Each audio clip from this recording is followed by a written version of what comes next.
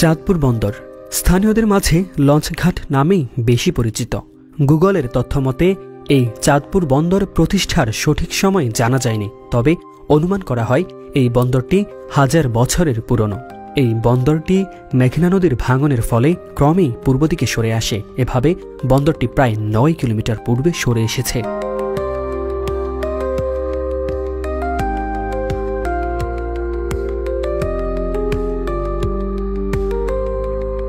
এই বন্দরটির ব্যাপক ব্যবহার শুরু হয় ব্রিটিশ আমলে ব্রিটিশ ভারতের একটি নদী হিসাবে। তখন এই বন্দর থেকে সোনালী আঁশ জাহাজে করে কলকাতা নিয়ে যাওয়া হতো।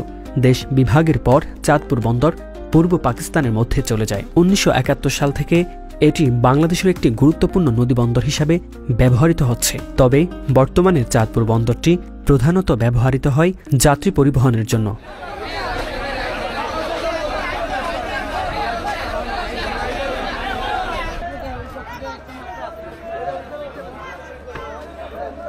কিন্তু এই বন্দরটিতে গত ২০০ বছরেও কোনো স্থায়ী নৌ টার্মিনাল নির্মাণ করা হয়নি, যা বন্দরটির যাত্রী পরিবহনকে করে তুলেছে খুব কঠিন।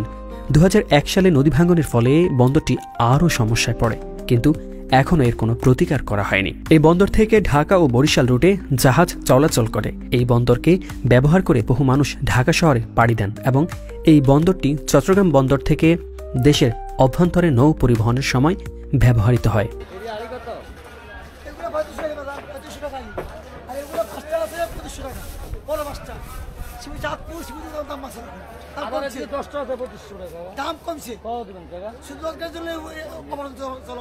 ভারত ও বাংলাদেশের মধ্যে পণ্য পরিবহনের জন্য একটি নৌ চুক্তি রয়েছে। এই চুক্তিতে ভারত বাংলাদেশের বন্দর ও বাংলাদেশ ভারতের বন্দর ব্যবহার করতে পারবে। সেই চুক্তির আওতায় চাঁদপুরের এই বন্দর রয়েছে। এর ফলে এই বন্দরের উন্নয়নেরও কথা চলছে।